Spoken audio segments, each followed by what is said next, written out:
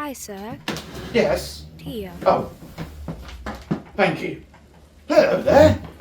Inspector Larry here, and I've just received a very exciting parcel from Mr. Percival Farley.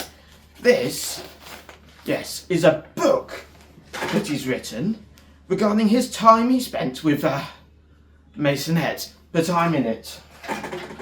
And he's very kindly asked me to read an excerpt that I provided about one of our investigations.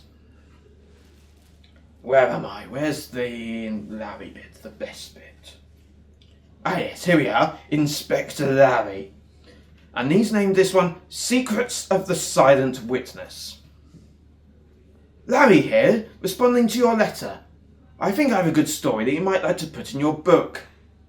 It was late evening. I put to bed a very straightforward case regarding Major Grocut's suicide. P.C. Patterson was first on the scene, and by the time I had arrived, it was pretty clear that he had taken his own life.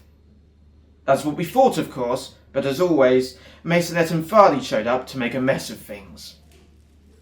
Maisonette swung into the room on his own. You didn't call for me, Larry, he said.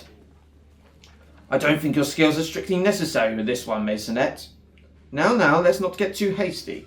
He attached those ridiculous tiny magnifying glasses to his spectacles and started looking around the room. What are you looking for? So he shot himself. Yes, as you can see. With that pistol? Yes! I was getting a little frustrated with him now. I don't think so, he scoffed. What did he think he was doing? Waltzing into my crime scene and telling me what was wrong about something with such an open and shut case as a pistol by suicide? The nerve of the man! I think he noticed the anger brewing inside me. Let me explain my reasoning. You see, the gun used is a single-shot percussion pistol, not an easy trigger to press, especially for a man suffering with arthritis. I went to retort back at his far-fetched reasoning when Maisonette interrupted me. Look here, a collection of ties already knotted. He has here a shoehorn to help him put on his already tied shoes, and cutlery with large wooden handles to help him with his grip. Conjecture! I shouted. None of this is irrefutable evidence. To open this up is a suspicious matter. I've had to put up here with your constant pompous interference. I stood below the taller Maisonette in anger. He barely moved a muscle in his face in response. He just looked down at me past his bushy moustache.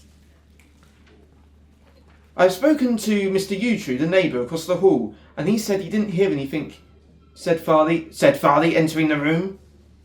He didn't seem too upset about the whole thing, pleased even.